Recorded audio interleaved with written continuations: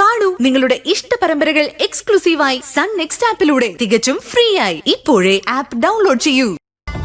ഈ തറവാട്ടിൽ ഇപ്പോൾ സംഭവിച്ചുകൊണ്ടിരിക്കുന്ന എല്ലാ കുഴപ്പങ്ങൾക്കും കാരണം ഇതായിരുന്നു. നീ എന്നെ നശിപ്പിച്ച അതിന്റെ തിക്തഫലം നീ അനുഭവിക്കേണ്ടി വരും. നിന്റെ നാശമായിരിക്കും അത്. ആവട്ടെ, എന്റെ നാശത്തിൽ എനിക്ക് ദുഃഖമില്ല. ഈ തറവാടിന്റെ രക്ഷയ്ക്കായി എന്നിൽ അവശേഷിക്കുന്ന അവസാനത്തെ ശക്തി ഞാൻ സമർപ്പിക്കും.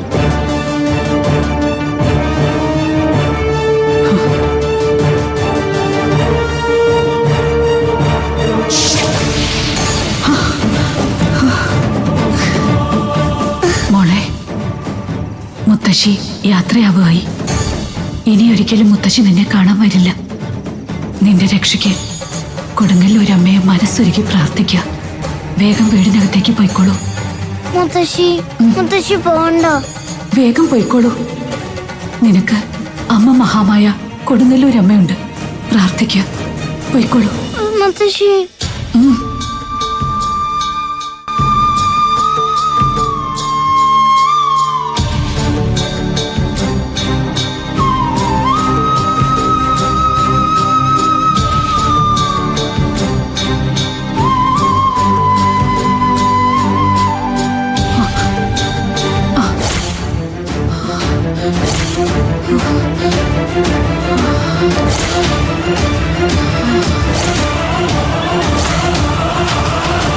മോനെ, നിന്റെ കല്യാണം അതിനുള്ള സമയമായി.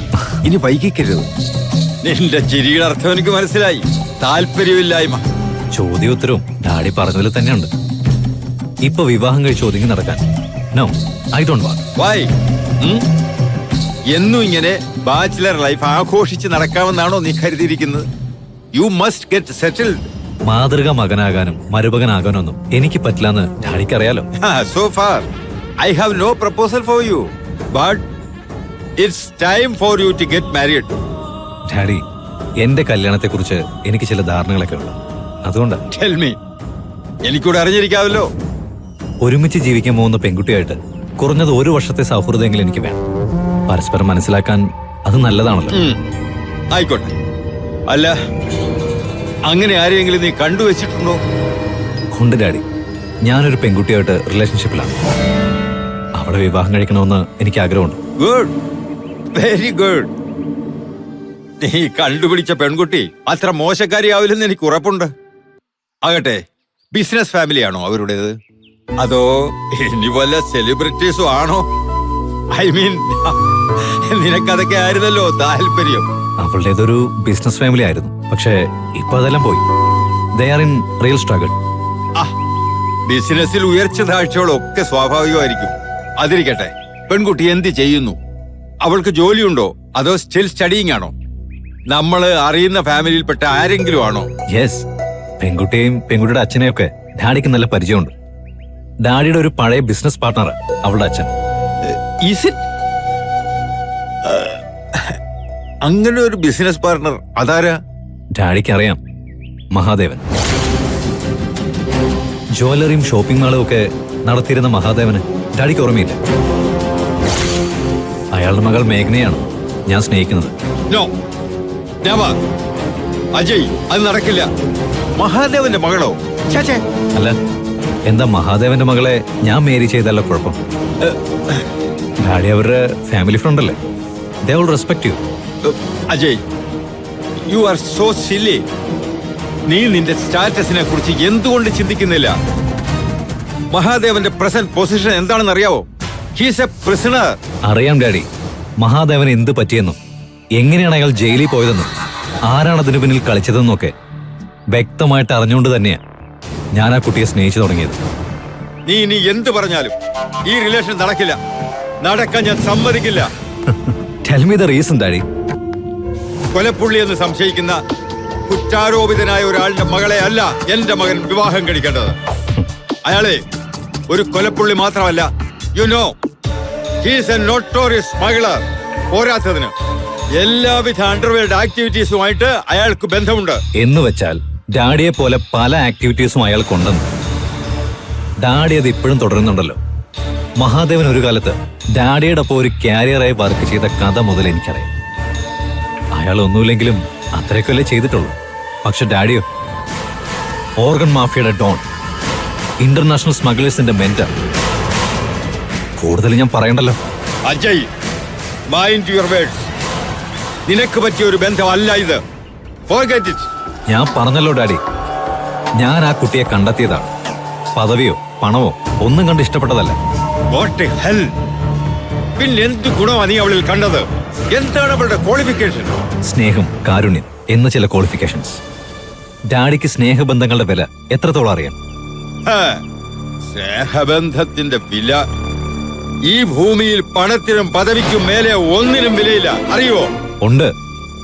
പണത്തെക്കാളും പദവിയേക്കാളും സ്നേഹബന്ധങ്ങൾക്ക് വില കൊടുക്കുന്ന ഒരാളാണ്.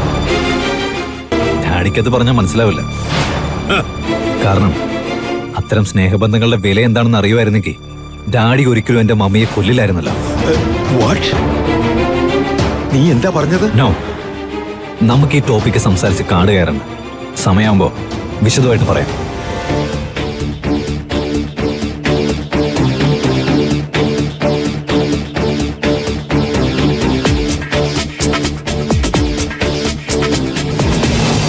ഈ കഥയിൽ മറ്റൊരു പെൺകുട്ടിയുണ്ട്. രണ്ടാളും അജയോട് കടുത്ത പ്രണയത്തിലാണ്. അതാരാ രണ്ടാമത്തെ ആള്? അതും നമുക്കറിയാവുന്ന ആള് തന്നെയാ. ഐ മീൻ, സാറിന്റെ സഹായം കൈപ്പറ്റിയവൾ, കൊല്ലപ്പെട്ട മനീഷയുടെ സിസ്റ്റർ ഐശ്വര്യ.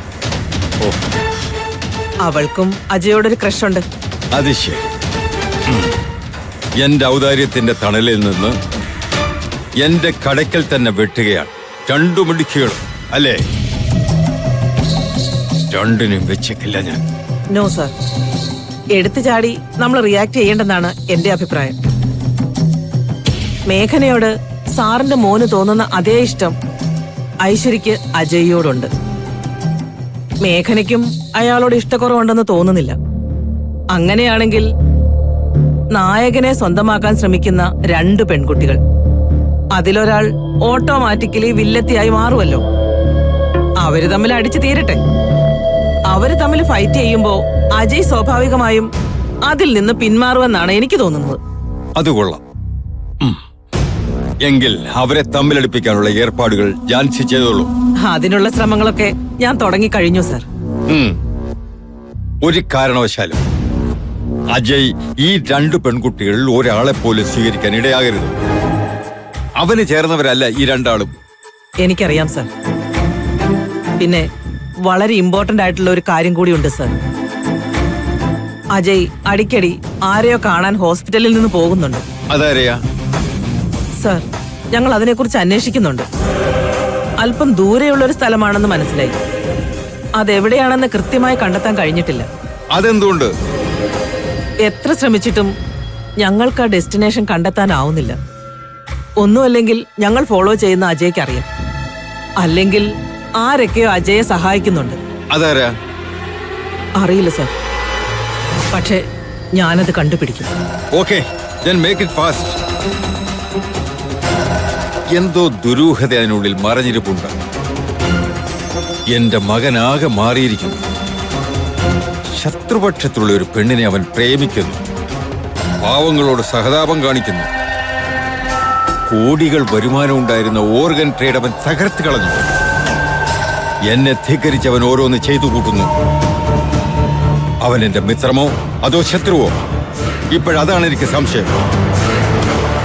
എല്ലാത്തിനും പിന്നിൽ എന്റെ ശത്രുക്കളുണ്ടെന്ന് എനിക്ക് ഉറപ്പാണ്. അത് കണ്ടെത്തിയേ പറ്റൂ.